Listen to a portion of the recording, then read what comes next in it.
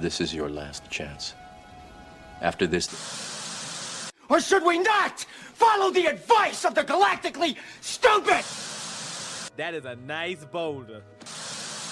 Ludicrous speed! Go!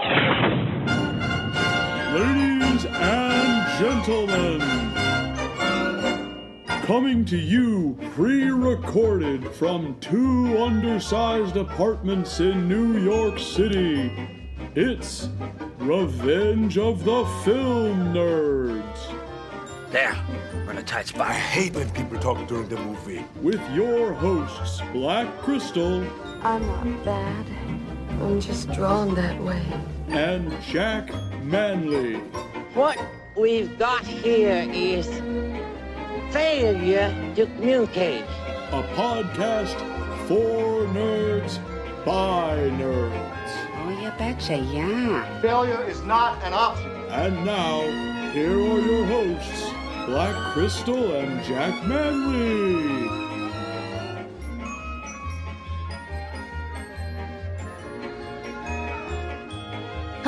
Hello, and welcome everyone to another amazing and very scary episode of Revenge of the Film Nerds. It's your girl BK, and join with me is my amazing co-host, Jack Manley. Hello, Jack. Hey, BK, how is it going? I take it that I might be feeling a little bit better than you this week.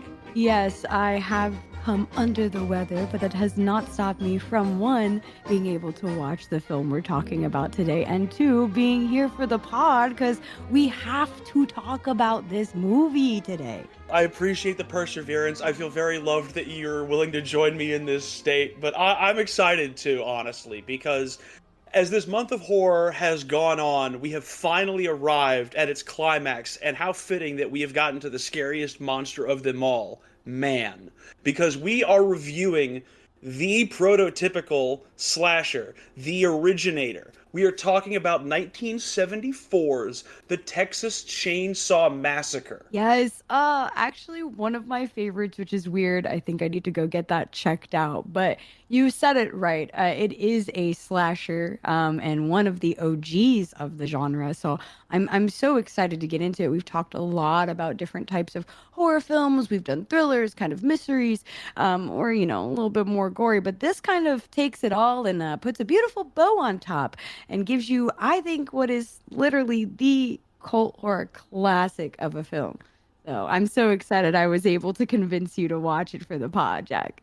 Nervous was how I was going into this. I thought I was going to be shocked and horrified by the level of violence, by the gore on screen. Just as a, to preface this, folks, I thought I was going to be shocked by the gore because of the fact that, I don't respond well to that on screen. I've documented that before, but really, overt stuff like that, it doesn't gel with my system. So imagine my surprise when it turns out that this is a, dare I say it, Hitchcockian visceral experience, BK. There's not a lot of blood on the screen, and when it's used tactfully. Mm-hmm. So I went into this expecting a bloodfest, and instead what I got was a really tightly drawn, gripping horror film that honestly, now it's kind of in my, I don't know where it is in my top 100, but it's in there somewhere. I'm so honored to hear you say that. And I'm glad you kind of bring that off at the top. When you hear Chainsaw Massacre, again, you think chainsaws, you think blood and gore, dismemberment, things of that nature. And don't get me wrong, there's quite a bit of that in there, but it is done very tastefully as well. And it's intentional, and it's there to tell a story. And I think that's what makes this horror film so awesome, is that it has a very interesting and unique story. 5 teenagers kind of on a road trip through Texas stumble upon a house with a very grotesque and gruesome family that resides there, and they kind of go crazy on our unfortunate souls. And it is a story that seems very normal, you might say, very typical, but boy, the way it unfolds is nothing like I think you've ever seen before. Well, typical for us honestly because of how many films it inspired. While some of its tropes might seem passé today, this film went on to directly inspire Wes Craven with his film The Hills Had Eyes. Ridley Scott cites this as one of his primary inspirations to do Alien, our first ever episode, may I remind you, BK. Rob Zombie has cited this as his primary inspiration for House of a Thousand Corpses and The Devil's Rejects, which are a duo of films that I have a very fond affection for. And dare I say it, correct me if I'm wrong, BK, but this is the first true slasher film, right? I'd have to actually say a lot of people would say that Black Christmas is the first true slasher, but Okay. This came out shortly after, and these two are seen as I would say, originators of the slasher genre and the originators of The Final Girl, which we'll talk about later. Well, in any case, I guess with both Black Christmas and the Texas Chainsaw Massacre, we don't get Halloween or Friday the 13th or Nightmare on Elm Street without these films, without this genre developing in the early 70s. And Texas Chainsaw Massacre, I will say it does have one contribution where it's definitely a first, is that it's kind of the first, and I say these two things in heavy quotes, found footage and true story horror. I mean, despite the fact that this didn't actually happen, it's based on a true story about as much as me owning a Ferrari is based on a true story. But this set the stage for the Blair Witch Project, for a whole genre of horror that is ubiquitous in our lifetimes. And honestly, it's the first teen horror, BK. Horror films before this, it was all adults dealing with these monsters, adults confronting these horrors. This is the first time the youth had to deal with these, the first time that kids were subjected to this. It's a very visceral film. I love that you said youth, and I kind of want to double down on what you said about the first quote-unquote true story. When I first watched this film, I missed the beginning and the impact of the very beginning of the film, where it reads I don't know, Law and Order in a sense. You're watching this documentary kind of with the pretext scroll and the title card before the title card. There are two title cards in this. So it very much does want you to believe you're watching something that could have happened. And boy, does it feel like it could have happened. I gotta say about the narration up top, if you want to know what kind of production this film was and what kind of experience making this was, the narrator of that opening, John Larroquette, swears up and down that his entire compensation for that dramatic narration that sets the malice of this film in context, he was paid in one joint. Oh, what a time to be alive.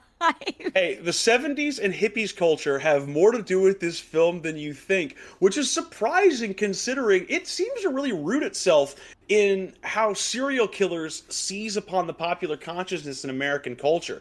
Yes, serial killers kind of exploded in popularity in the late 70s after this film, but there was something in the zeitgeist well before then. Yeah, you and I were talking a bit earlier about that, and through my research, I couldn't really find anything that kind of served as inspiration for this for what I was searching. Again, my search query was fairly poor. I was writing cannibals in the 1960s, and I don't know if my Google search liked that.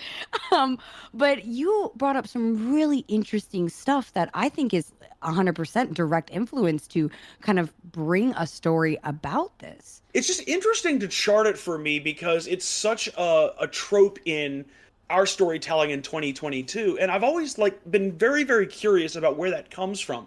And really the interest inaugurates with Jack the Ripper's murders in London in 1888, but it gets Americanized very quickly after that in 1894 when H.H. Holmes confessed to his crimes at his Chicago murder hotel during the World's Fair, in which he killed something around 100 to 200 people as really the first prolific American serial killer.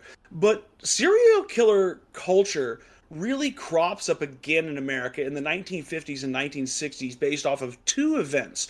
One was in the 1950s, and we talked about this on our Psycho episode, but it was the cannibalistic, brutal murders of Ed Gein in Wisconsin in the 1950s, which inspired the Robert Bloch novel Psycho and the subsequent Hitchcock film.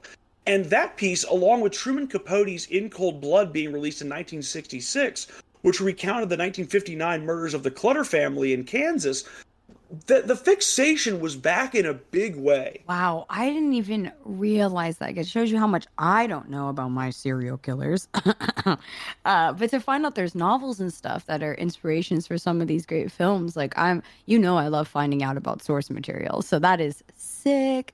Absolutely. And to be fair, it's nobody's fault that they don't know a lot about, like, serial killers in the popular consciousness in America before the late 70s, because it was only in the 1970s when the FBI began to look into serial murder in a big way. And so publicity for that crime expanded with those investigations. But this is the world into which Tobe Hooper decided that he was going to introduce his chainsaw-wielding maniac. Texas Chainsaw Massacre is an original work. Like, I need to know this guy who woke up one day and decided to say, hey, I'm going to make a movie about some youths getting terrorized by a cannibalistic family by a guy named Leatherface. How the hell? And who the heck is this guy who made this story? You know, Tobe Hooper is kind of an interesting character. He was born and raised as an Austin, Texas native. No way. Yeah, absolutely. Your neck of the woods. Don't say that. Don't associate me with them. It's okay, VK. Your new hometown will grow on you. But yeah, this guy grew up basically haunting as a little kid and a teenager Austin's local theaters. You know, he was going to the Paramount, the Capitol, the Queens, and the Slate basically on a daily basis. And, you know, because he grew up in the first real period of democratization of film when 8mm cameras became available, as soon as he got his hands on his father's camera, he started making films with his family, and it turned into him going to UT Austin in the early 60s in their film studies program. Wow, this is so rooted in Austin. I'm freaking out right now, Jack. You did not prepare me for this. Honestly, this film is a really interesting cross-section of late 60s, early 70s Austin history, which I was not expecting to get into. Because Hooper spent the 60s and the early 70s teaching at UT Austin and working on short films, while also being very involved in both the local film culture that was burgeoning at the time, as well as the hippie culture. In fact, his first short film, The Heisters, was considered for an Oscar in 1965, but he didn't finish the film in time. And nevertheless, though, he was a luminary in 1960s filmmaking in Austin, Texas, but by the early 70s, he was kind of the old guard. Really? I mean, I guess so, right? He's been around for a while and now he's the old guard. So what kind of, makes him break out of that? I mean, you've been a teacher, you've got your youngins out here doing stuff. Like, what is that jump for him to kind of go to like major film and not just kind of in the student world? Well, it starts out with what it turns out to be a pretty common story in this time period in Texas, is it starts out on the set of a failed feature film. Because Hooper tried to make the film Eggshells in 1970, and this was his first foray into feature filmmaking. And to be honest, it was a big flop. He tried to do something referencing great European filmmakers like Federico Fellini and Michelangelo Antonioni, and he wanted to do kind of a Euro-French New Wave style film in Texas. And it just ended up not working. It was only seen really on a few college campuses. It was a piece about soldiers coming home from Vietnam from the perspective of a hippie commune. It just didn't click. But it did lead to one very pivotal moment in which Tobe Hooper would, on set, meet his co-writer for the Texas Chainsaw Massacre, Kim Henkel. Oh, really? Oh, so he meets a bro and they're buddies, but there's got to be like some sort of, I don't know, pivotal moment or something that's like a direct inspiration. We've heard this story a lot of times with some of these great directors and writers where they see something and it clicks with an idea they've had. Does Hooper have that moment? Well, he started having the moment really in 1968 when Night of the Living Dead comes out. Ah. Remember, this is a guy who haunts theaters. He loves going to theaters and seeing films. Mm-hmm. And Night of the Living Dead was putting crowds around the block at theaters across America. And he realized very quickly that he wanted to break into the cultural zeitgeist and he wanted to show those bigwigs in Hollywood what filmmaking was all about. He wanted to go into the horror genre to do that because it seemed to be where the pulse of what people wanted to see was. And he had this big idea about isolation and the backwoods, but he didn't have a genuine backbone to this story. He was missing a little piece. And then, believe it or not, BK, he goes Christmas shopping in 1972, and this is where he has his eureka moment. Christmas shopping? What is this? Something about all the crowds or something? You and Tobe Hooper are working on the same wavelength. No! He's out shopping in a department store, and he's thinking to himself, what is the best way to get through these crowds? He's just fed up with it. And he resolves upon a chainsaw. And like that, it clicks for him, and he says that within 30 seconds, he has the full story for the film in his head. Ugh, to be a creative genius. Can I just suck it up real quick for a second? Well, he had good source material with Kim Henkel to work upon. I mean, they really, if you don't realize it watching the film, they framed this whole thing around the old fable of Hansel and Gretel. Wait, what? I mean, that's the story about, like, finding grandma's house and cookies to leave your path and... Think about it, BK. These teenagers are lost in a place where there's, nobody else. Okay. And they are led by the rumbling of a gas generator, little breadcrumbs, to the house. Wow, okay. You might be onto something. I know, and it's also seen as, like, help, right? Because they're searching for the neighbor's house for, like, some sort of salvation or, like, escape from the scary woods and find out that it's really a trap. I think I'm starting to see it now, Jack. I think I'm starting to see it. You see? But they had that source material to derive from, and so it only really took them about 6 weeks to write the original script, which was titled Head Cheese. And in this is where you get the influence of the Ed Gein murders thrown into the mix. This is where you get Leatherface being given a mask of human skin as an avatar for man's brutality to man. So it was a really fleshed out, polished product from the moment the script gets written. The problem is they needed to find the apparatus to get made in Texas at this time. And in the early 70s, this was kind of a specious prospect, to say the least.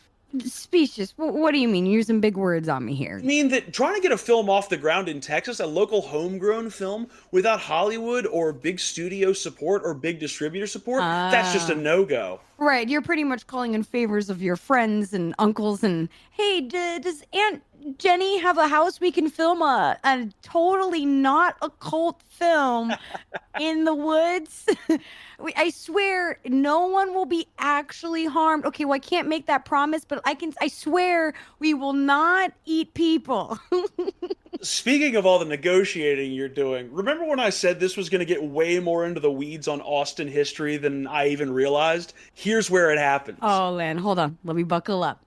All right, here we go. Because at this time, in the early 1970s, New Mexico, the neighbor to the west, had just decided to become the first state to ever form a state film commission, specializing in helping creatives within New Mexico get their films made, or Hollywood films coming to New Mexico to get made, and giving them tax write-offs, giving them support, finding distributors for young filmmakers.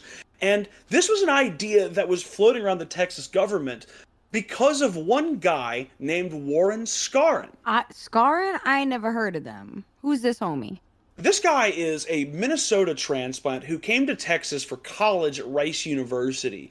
And at the time, he was sort of considered to be a very charismatic, charming young businessman. And this allowed him to finagle his way into then Texas Governor Preston Smith's administration.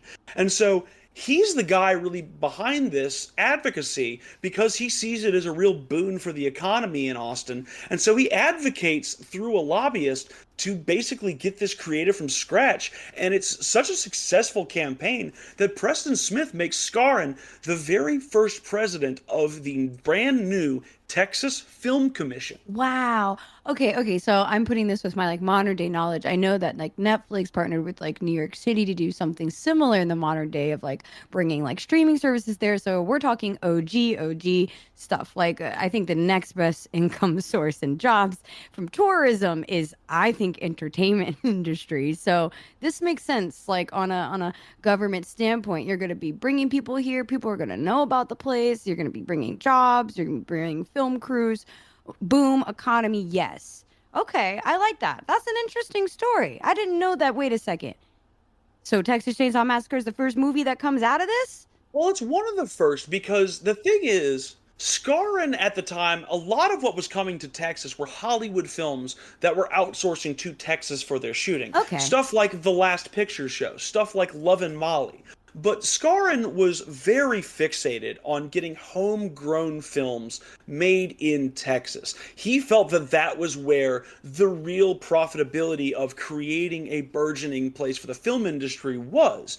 And it's during this search for homegrown products that he gets his hands on the script for Head Cheese. And he is so struck by it that he calls up a very, very well-connected Texan friend of his named Bill Parsley to sell him the subject. Wow, interesting.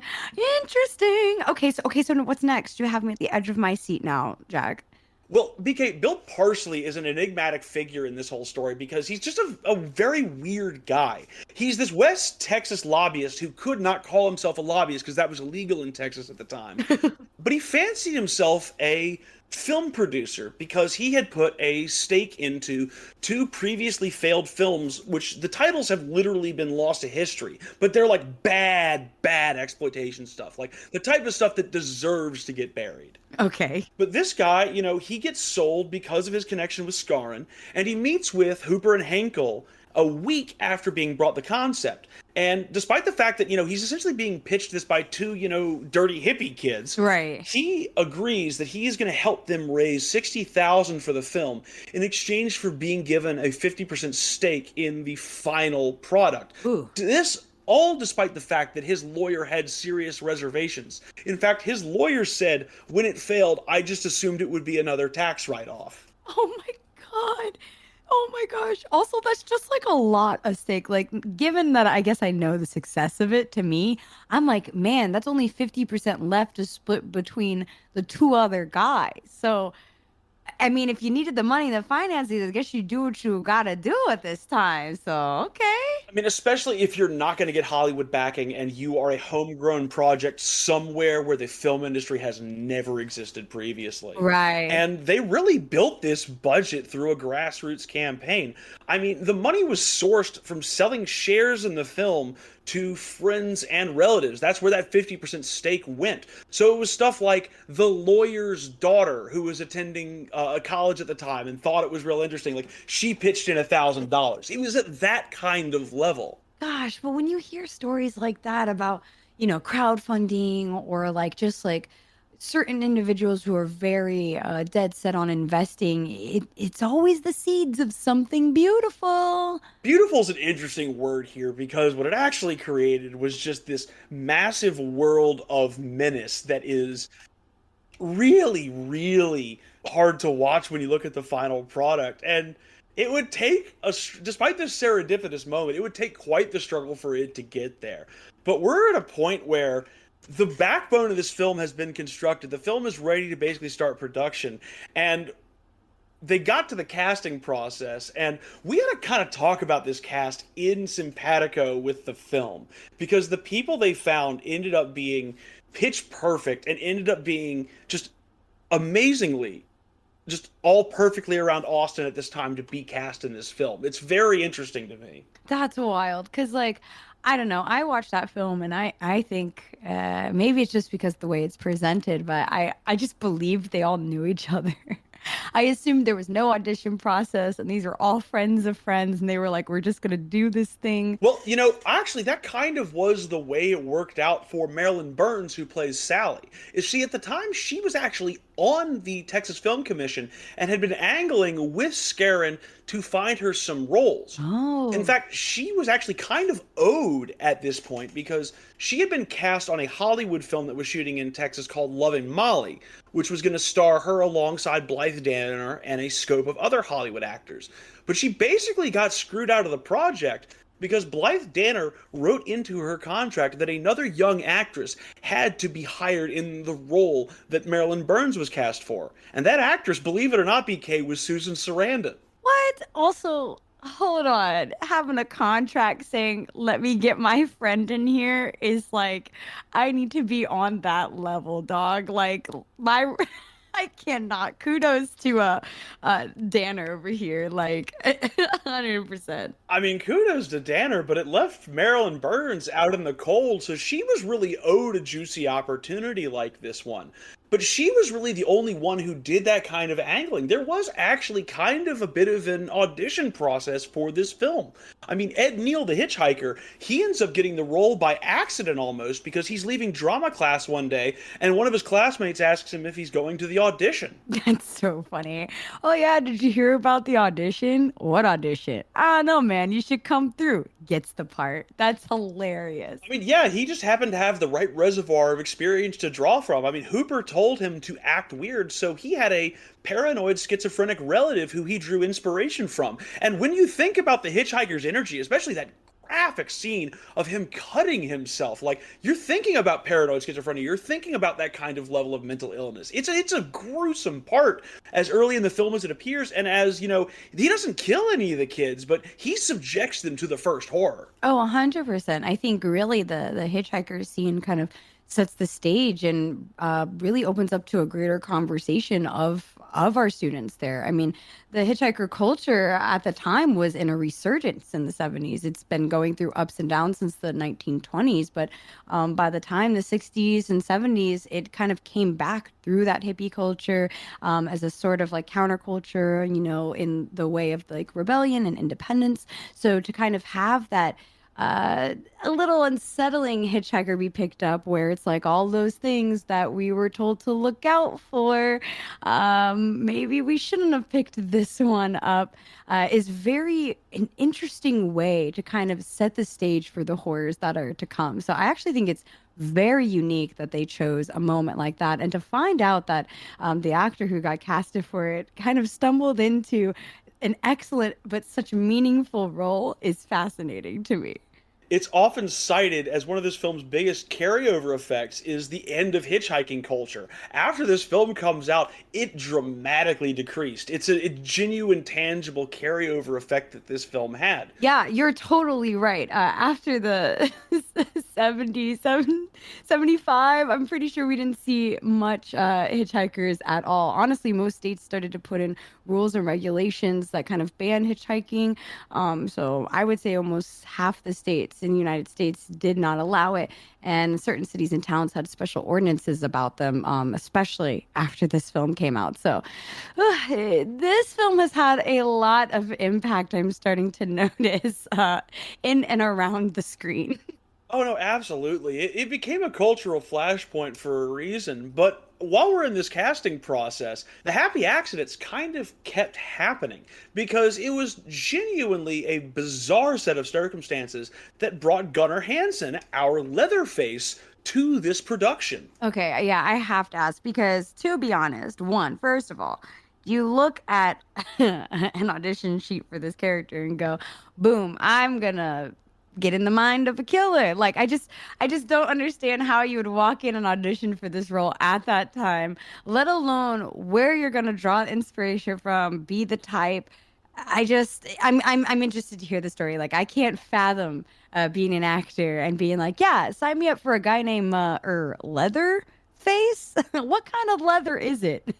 Hansen at this time is a post-college bartender. You know, he studied Scandinavian studies, and he's not really got a aim for his degree at this point in time. And so he's just pettering around, and he finds out that this film is going on, and he's told by somebody that, you know, you'd be a great killer for this. But unfortunately, the role of Leatherface is already cast at this point in time. Really? Okay, so that's interesting. But I've heard these stories before. Usually that means they didn't take that as a no. Well, it's not even that he didn't take it as a no, it's just that he benefited from a very bizarre happening because the original Leatherface got fed up with the process and locked himself away drunk in a motel and quit the film. So they needed a new Leatherface. What? Wait a second. Wait a second. Oh my goodness. Making you cough while you're sick laughing, I apologize. I just try to figure out the process. He's getting into character and he says, oh man, I can't do this, and just starts drinking away his sorrows. He says, I can't, get me out. I don't want any more. This is going to be the end of me if I keep going forward. Like, they weren't even filming this. I can assume they're just doing, like, you know, walkthroughs and maybe blocking. Like, I can't imagine them being like cameras rolling before this guy says, I'm out.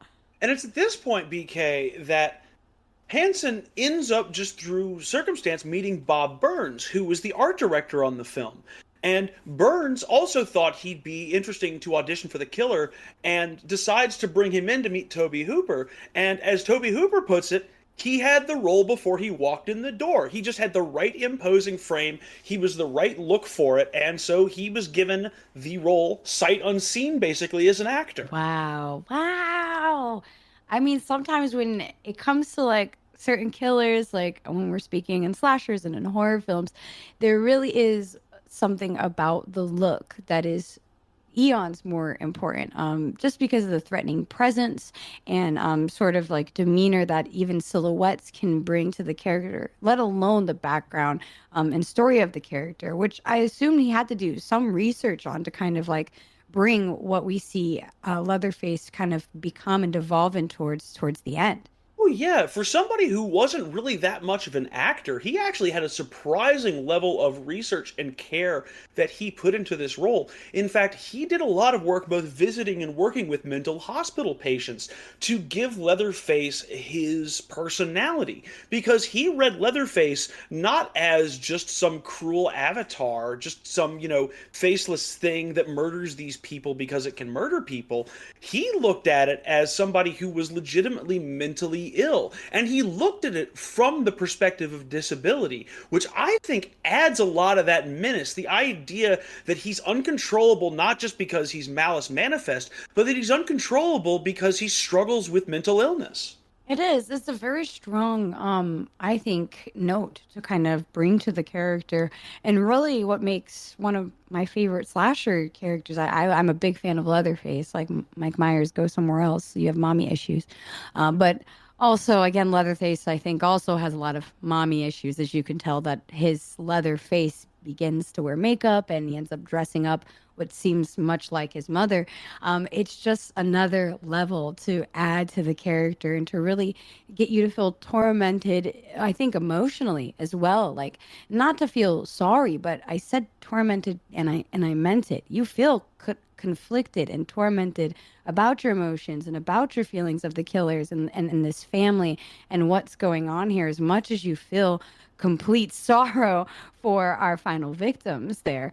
I love what he's done with it, and honestly, good thing he had the role before he walked in the door, because I can't imagine anyone else. And honestly, I think that conflict that you mentioned with the killers also extends to the third member of our killing crew, the cook, played brilliantly by Jim Sedow, because his character is almost the most menacing to me in this film, because early on he presents himself as this very, comely, very nice gas station owner who's just trying to caution the kids to keep moving on, and he warps into this guy who ends up being this torturer of Sally, not by, physically harming her all that much, but putting her in situations where she can be physically harmed, casually corralling her and casually wrapping her up to be taken back to the house to be abused and to be tortured.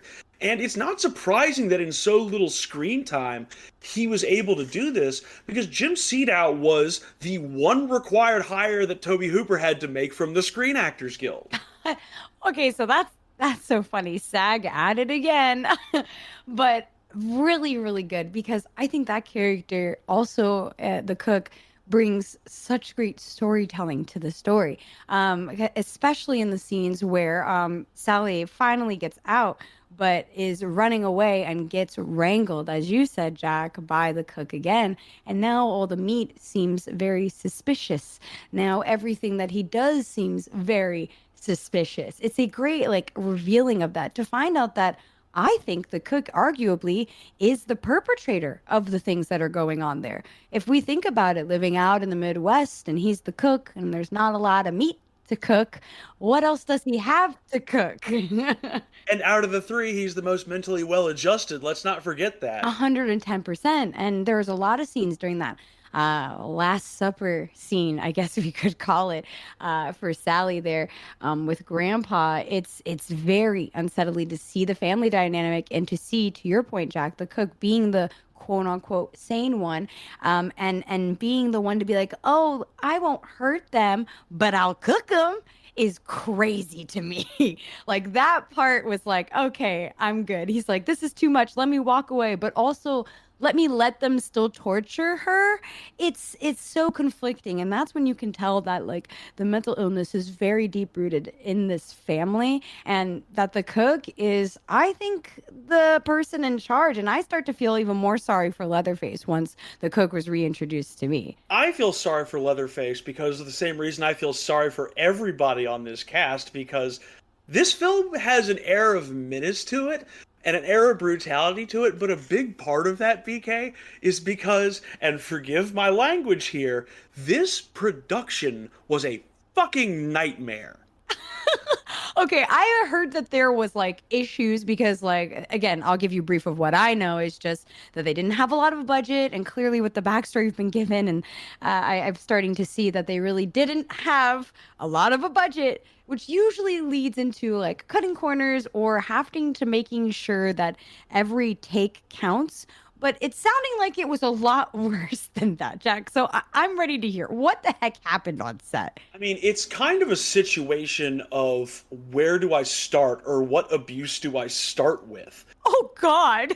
Well, firstly, let's dig into the budget problem for a bit, because despite the fact that it's a very small film and it's being made for $60,000, this is still something that is dramatically under budget for what it needs to be. And because of the fact that it's on this shoestring and film equipment cost, even in the early 70s, a pretty penny to actually rent, Hooper decided to do 7-day weeks and 16-hour shooting days the majority of the time. He was an inexperienced filmmaker. I mean, really, this was a bunch of hippies just making a small film in rural Texas. So he had to get as much on film as possible, in part because he was planning to rely very heavily on the editing process. But as a result, one of the first abuses with this film was that nobody got a break. Jesus Lord. I mean, as someone who is in production actively right now as my main job, looking at 7-day weeks, 16-hour shooting days. Shooting days. That does not imply any time of prep. I'm sure that doesn't calculate the call times to get in. And after, did they have lunch? Where was SAG on this? Hold on a second, Jack. I mean, so that's just one part of this. And I mean, SAG would also be pretty angry about what people were getting paid on this, because salaries for the full shoot, not day rates, mind you, the salary for the full shoot for people ranged basically from $50 to $125. I'm sorry. Dollars? $50 to $125. Dollars? For the whole film. There was no, I was waiting for the word that comes after that, and it didn't. Oh my God. Okay, I mean, listen, we've talked about older films than this, and I don't even think salaries were that low. Holy cow. All right, this is abuse. This is abuse. I'm angry now. Well, in the continued sort of train of abuse on this film, consider the fact that, BK, this is being shot in rural Texas. So during this entire process of these 16-hour shooting days for not a whole lot of money, the temperature is 95 degrees Fahrenheit outside minimum every day, and because the house was not ventilated, it would reach up to 115 degrees inside the house. It got to the point where people in the production said they would break for a take and members of the cast and crew would rush for the windows to vomit. Oh my God. And I'm thinking about some of those scenes, specifically, I guess, Sally's torment scene, where they do such great stylistic close-up shots of Sally's face and eyes. And you can tell that they're different takes than when she's sitting there, because she is drenched in sweat. It's really bad. It's really, really bad. But to be honest, I'm not going to lie, it kind of adds to the anxiety and the authenticness of the moment, because boy, would I be sweating. And Texas, I can attest, 105 is being generous. I don't think that's calculating any form of humidity, which does exist here too. Florida isn't the only place that has it. And boy, is there the lack of breeze. When I tell you the one thing that is worse about any other city in Texas, I'm sure maybe San Antonio's got it bad over there, but Austin does not get a breeze to save its life. So, Lord, I am so sorry for anyone who had to be on set for that. I would be that person. I would have passed out, to be honest. They'd probably have to take me out the film. Well, you bring up Sally earlier and the torment and the sweating and all of that. Like, BK, by the end of this film, her screams were real because nobody went through the ringer on this more than her. She, sprained limbs. She had gotten hit in the head by a rubber hammer frequently. She actually had her finger cut in the grandpa feeding scene because they didn't have the effects budget to do anything other than use real blood there. By the time the shoot was over, because in another spate of abuse, the costumes for this were never washed for any character for fear they'd be lost by the local laundry, Sally's costume in that scene is drenched with her own sweat and blood from 6 weeks of shooting and was essentially solid. I'm disgusted. Mind you, just gentle reminders, the entirety of the back of her shirt is gone through the final act of the film, and Homegirl is wearing bell bottoms drudged through the mud and soot and blood. Could it be me, Jack? Could it be me? One of the reasons she's covered with all that blood and all that refuse is because it's just amazing how I can keep going with this, by the way. But the set was decorated with actual animal remains at various stages of decomposition sourced from slaughterhouses, which is just about the most unsanitary thing you can have your actors running around in and rolling around in. I mean, the walls of this place were painted with animal blood. It's just so unbelievably unethical. When Leatherface kills our wheelchair-bound homie, the actual running chainsaw was held 3 inches from his face, and our actor, Paul Partain, was told not to move or he'd actually end up being killed. By the end of this film, BK, every actor had obtained some level of injury, as had most of the crew, and everybody on set was extremely resentful towards Tobe Hooper, to the point where some people, including our hitchhiker Ed Neal, still to this day can't talk about the film without expressing anger. I mean, I would be pissed too. Poor everyone. I can't even imagine. Listen, Jack, I'm all over the place right now because I've been to Halloween Horror Nights where they use chainsaws without the chain to scare you, and I can barely handle that 10 feet away from me, okay? I can't imagine an actual running chainsaw 3 inches from my face. And I thought about it as I was rewatching the film. I know we had our amazing watch party in the Discord with our community, and I had another viewing myself separately because I was traveling. And that scene is quite intense. And the cuts are very what's the word? I'm trying to think of the word. You think you were seeing a lot of movie magic there, but I'm like, I was surprised he wasn't actually like gutting something. I can't genuinely believe they let the actors in these situations. I mean, I'm sure no one came to the rap party. No doubt. I mean, it was a very, very difficult production for everybody. And it's something that, like, it stands as a, great film. It's an extremely, vital film in the American lexicon, but this is I've run across some horror stories in studying film. Like, I love Apocalypse Now, and part of that is because I've studied the madness behind that and how bad that set got.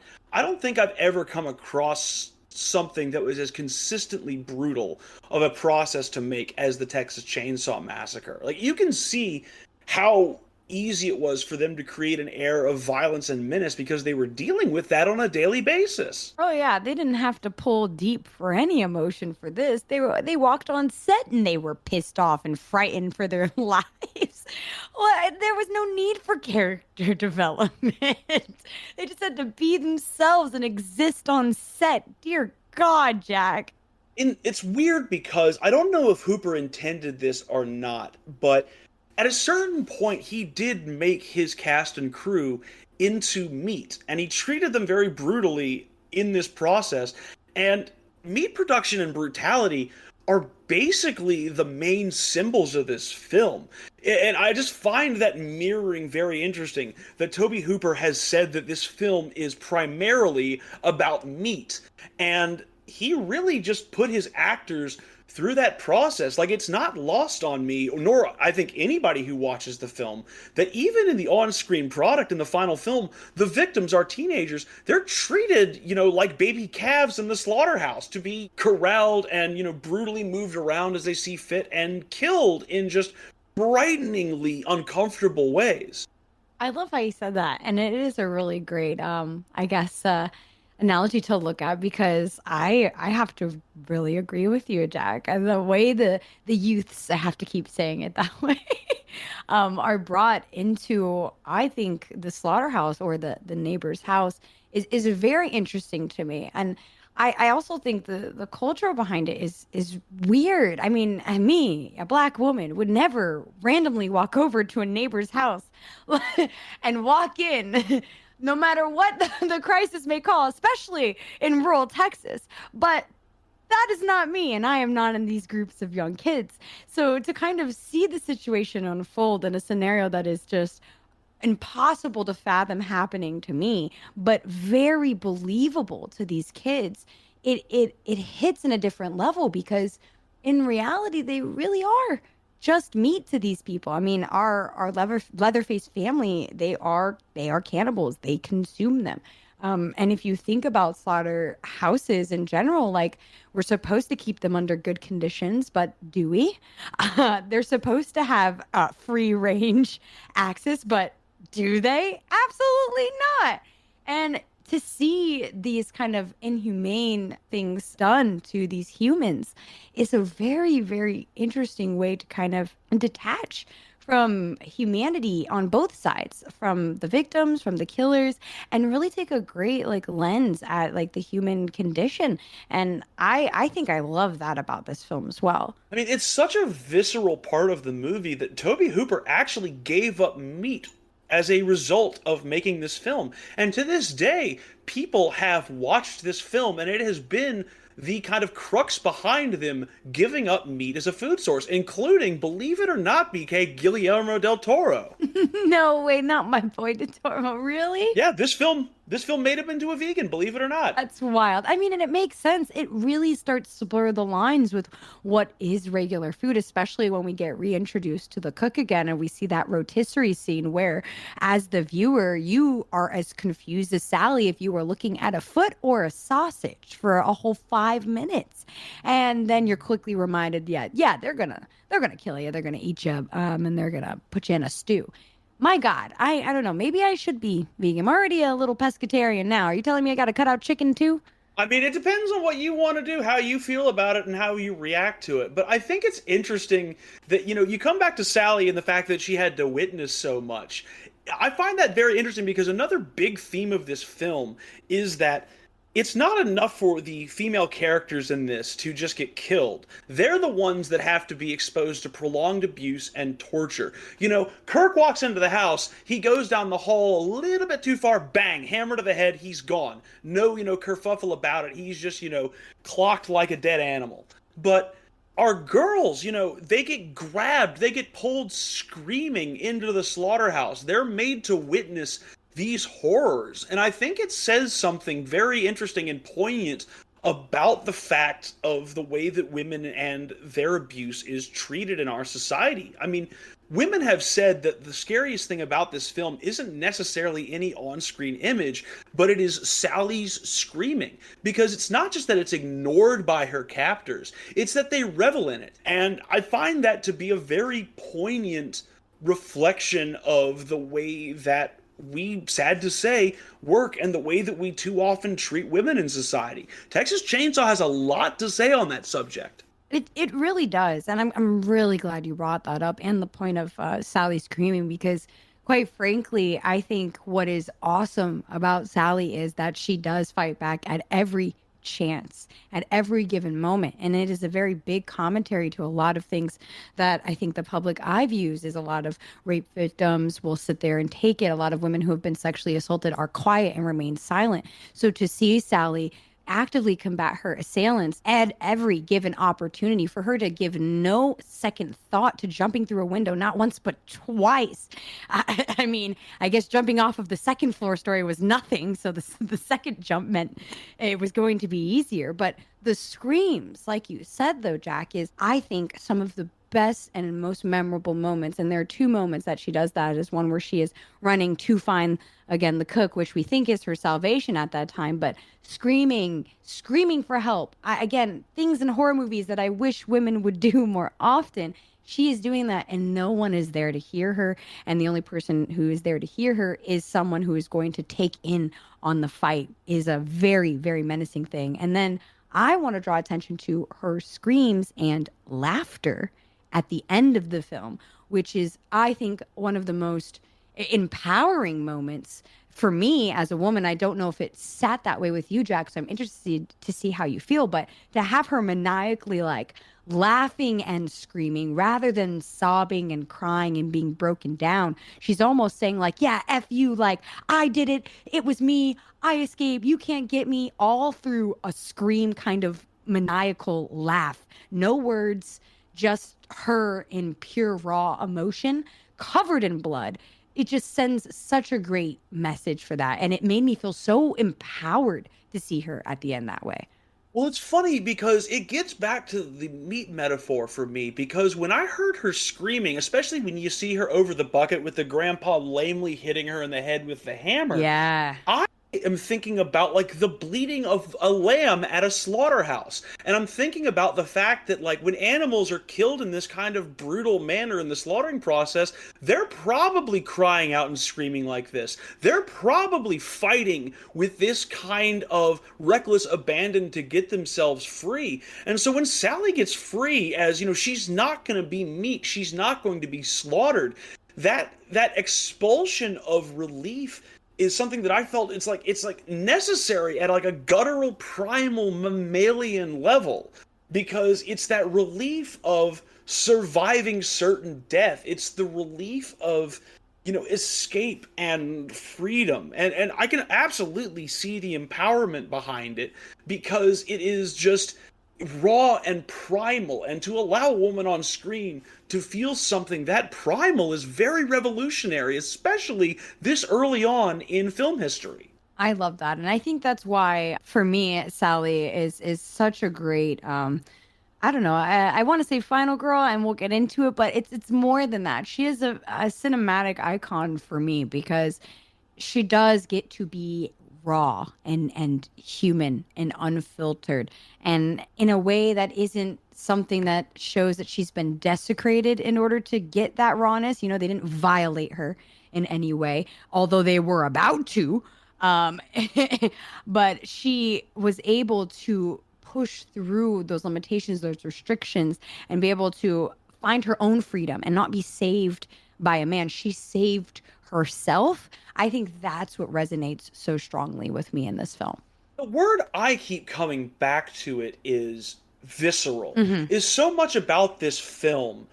The fact that the violence is implied. It's not gore that you see on screen. And it's so funny because something that is so effective in the final product only really came about because Tobe Hooper was fighting like hell to get this film, believe it or not, to a PG rating. That's what he wanted this for, because he wanted kids to see it. First of all, you want kids to see us? You must be out your damn mind. Like, come on, this is at PG-13 at best. That's wild to me. I mean, it's wild considering I don't think he understood, because he was communicating during the editing process with the MPAA to see what he could get away with, you know, asking them literal questions like, so I've got a girl I'm putting on a meat hook in my film. How much can I show? You know, literally questions like that to try and get this rating down. And when he submits the 83-minute cut of this film, it gets an X rating. Can you imagine? I'm just imagining like the moral like destruction. Like you're so sure, you're like, oh man, I think we did great. We really cut around the edges. It's gonna be PG. X-rated. Oh, well, can't even release that in theaters. Something about this film just rubbed people who controlled film ratings and what films could and couldn't be exhibited in certain countries and places. It just hit them at a level that you have rarely seen in any film's history. I mean, basically, the only reason the 83-minute cut that we have today got to exist is because Hooper made a second cut that the distributor then basically threw away after the R rating came out and just showed the 83-minute one anyway. Even with that, in the UK, after the first year this was released, the British Board of Film Censors bans the film until 1998. In Canada in 1976, 2 theaters in Ottawa were threatened with legal action for morality charges for the sin of putting this film on exhibition. The Australians would not give this film a rating until 1984, and at times between 1974 and 2022, this film has also been banned in Brazil, Chile, Finland, France, Iceland, Ireland, Norway, Singapore, Sweden, and West Germany. It's a film that sticks with people in its impact, and I think the hype around it almost gets it banned more than the actual content. But it's rare. I've never seen anything like this with another film. I mean, when you have a film where the main antagonist is a guy who covers his face with another man's flesh, I think we're already starting with the odds against us in the quote unquote good reception of this. I mean, at that time, like, we haven't really seen anything of that nature, like in a way that isn't just purely gory but grotesque or unsettling, visceral, like you've said. I mean, I don't have enough adjectives to really describe the feeling I get when I first saw Leatherface, because really, I think alone with all the blood, sure, that's there, or the killing we might have seen before. I mean, we had Psycho, right? We've dealt with this on screen, but maybe not at this caliber, not at this raw and uncutness, where at least it felt so uncut. I don't know, man. I can't imagine being on that team trying to be like, yeah, you can allow this to go in theaters. Sure, no one's going to be mad at us if we let you release this. I think it's worth discussing the reception to the film in the context of mid-1970s America, because this film was the cultural flashpoint of that period of time because of the dramatic moral outrage. And the dramatic moral outrage, honestly, was, I think, really, really hyped up extremely well by Bryanston Distributors, the company that distributed this film, as sort of an early viral marketing campaign. They played up the exploitative aspects of it. They played up the moral outrage, and they made sure that this film would be discussed by the US and the world's intellectuals because of 2 moves they made in its promotion. Firstly, in the US, they submitted this film to the Museum of Modern Art's film registry and got it put in there, in part because they knew when New York City intellectuals saw MoMA on the film posters, they would go absolutely ape. That's funny. That's hilarious. And they also, in 1975, would submit this film not into the full festival, but for special regard at Cannes, which is sort of a category for, look at what we found kind of films from around the world, niche things that are not going to be given that serious critical regard.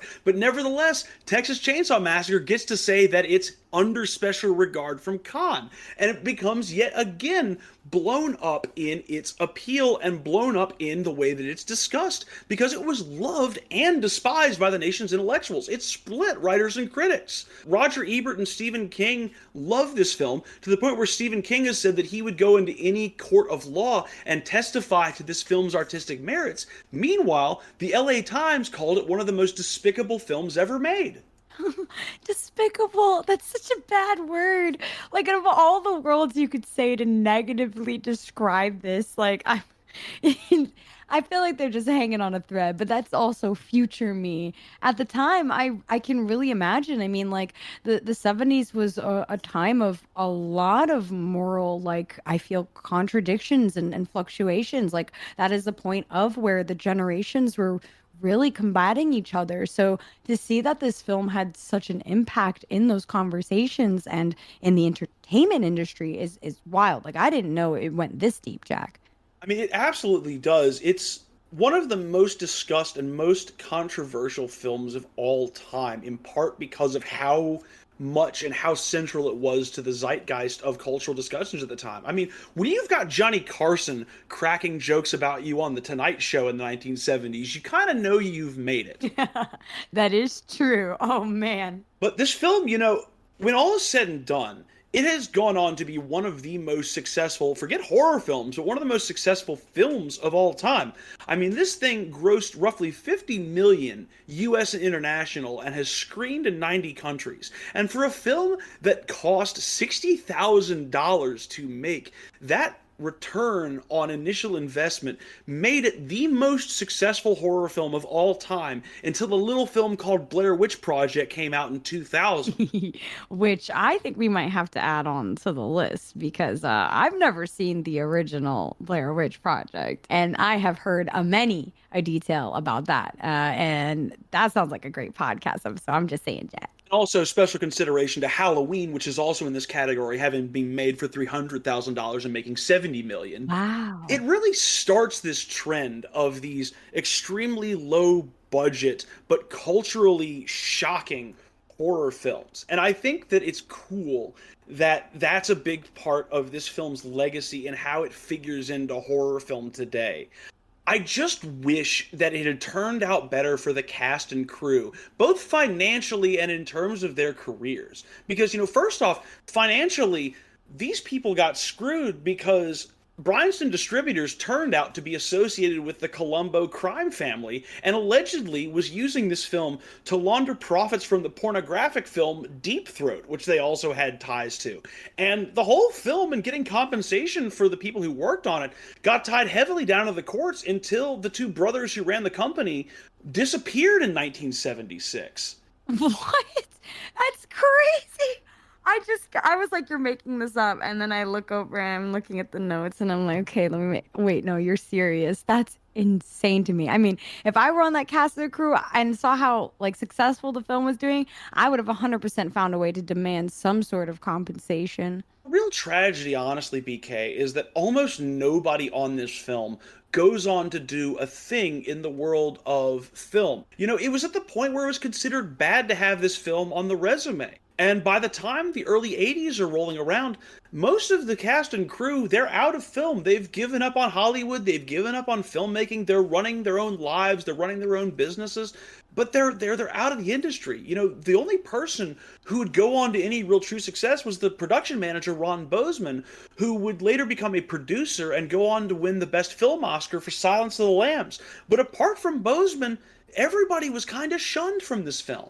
That sucks, man. And it's their reputation. Like to hear that it was like bad on the resume is wild to me because like, I don't know. I feel like this film did such a great job at like showcasing so many awesome themes, pulling together such great story. I mean, and even it's like disability representation with having a main character in a slasher film, in a horror film, being confined to a wheelchair, and that disability being not its only definitive characteristic about that character, but it also being realistically used. I mean, it's just crazy. There's so many pivotal moments where I'm like, dang, this is even a commentary on that. Like, I can't imagine people missing the intellectual, like, I don't know, rapport, the intellectualness. I'm a lack of words, and my sick brain is making me not find the right words to describe it, but it shows so much in it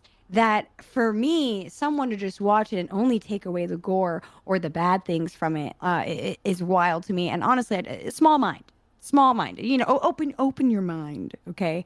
This film offers so much more than just quote unquote unnecessary gore and violence. I'm going to say something that I never thought I was going to say going into this film, but I think everybody should try to watch the Texas Chainsaw Massacre at least once. Wow. From Jack, from you? Oh my gosh, film nerds, you're hearing this first. Okay, all right, go ahead. Continue. I have rarely seen a film establish a mood of the whole piece as quickly or as effectively as the Texas Chainsaw Massacre. You want to know that you're watching something exploitative and grotesque? the moment that scrawl, that opening narration, that overwrought, overly flowery narration, setting the stage for the radio with the graveyard and the gruesome posing of the corpses, like it, from that moment on, has a consistent theme and a consistent tone that is something that you rarely get in even the most polished of films. You usually get tonal shifts. You usually have people lose focus on the central themes and the central elements. It's rare to see something that crafts its symbols together like this. It's rare that you see something that is edited this well. You know, it's rare that you find a film that grabs you by the throat like this and refuses to release you until the very end of the film.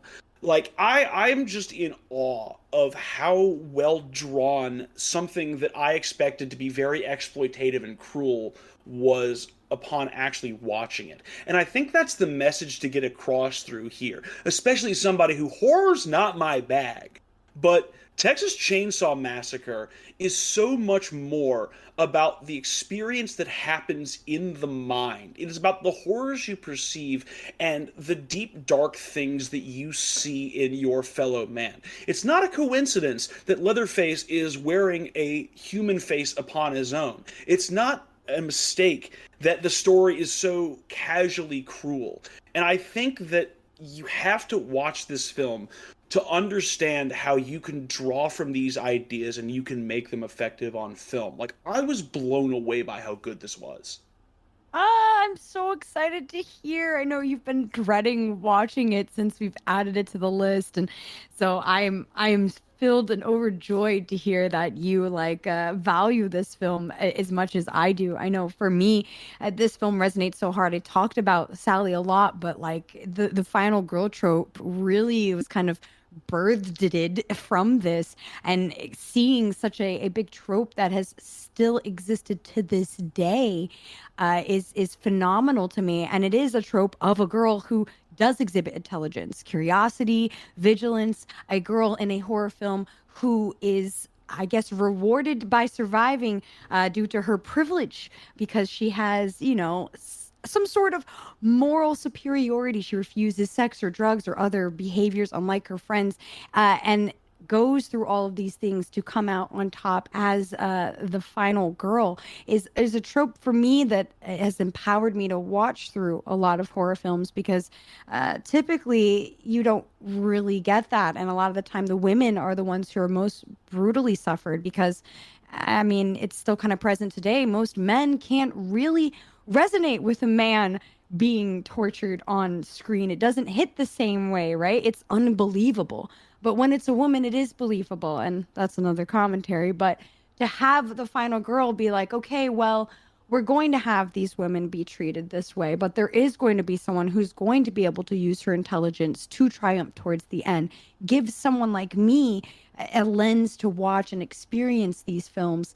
And I think that's why I like it so much. It is one of those films that has brought that to existence. I mean, this trope started with The Last House on the Left, and again, seen in Black Christmas, but really, Texas Chainsaw Massacre is the one that kind of, I think, brought it into the cultural zeitgeist and is still a phenomenon till this day. So I got to give the Texas Chainsaw Massacre its kudos where it is, and it will always be in one of my favorite horror films of all time. And it's up there on the list of movies of all time for what it's done. And now that I know the backstory that you've given me, Jack, holy cow.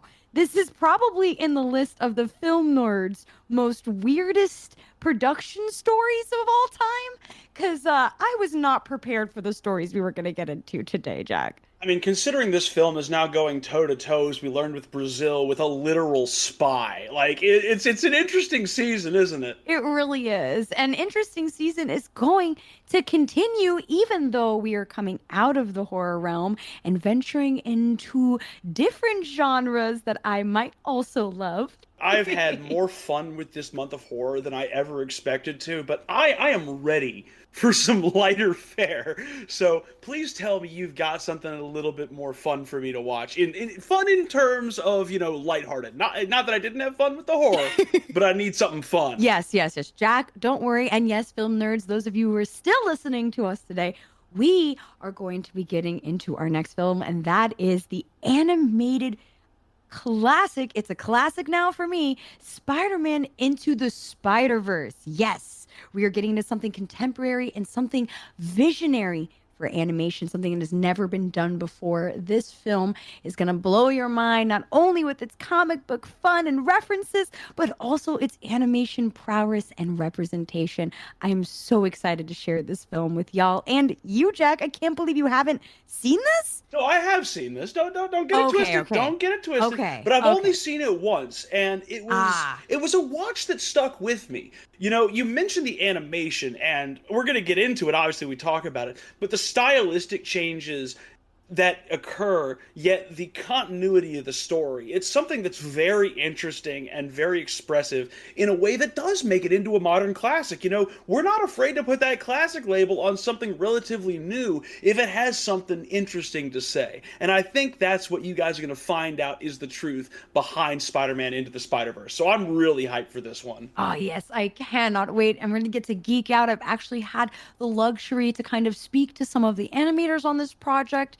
So I have some cool insight on how things were done and seeing the representation in and behind the screen. I can attest to it. So next episode is going to be just as good as the last one. You cannot tell me this because I will just go into history student mode. I'll just listen to you. It's going to be so good. Well, I know if you want to hear any more about us geeking about these things, if we've talked about some cool tropes or interesting details or themes you want to go off on with us, please check us out on Twitter, add us at RFN_podcast, or on Instagram at Revenge of the Film Nerds. We're there. We can chat with you. Again, we're still taking recommendations as we plan into our next season. So if you've got anything to put on our radar, now is definitely the time to let us know. 100%. Well, BK, we have made our way through October, and November is going to be just as good, if not better. I'm so excited to be moving on, getting to the second half of the season, and seeing what we have to bring everybody. Yes, we've got tons of good stuff cooking up, and the party does not stop. So we appreciate y'all for always hanging out with us for as long as you do. The Film Nerds always welcome you into our community. We've got watch parties coming up still to round out the Halloween evening and spooky adventures. If you want to get on those, again, check us out on Twitter. Until next time, Film Nerds, we'll see you around. Take care, everybody. Bye-bye.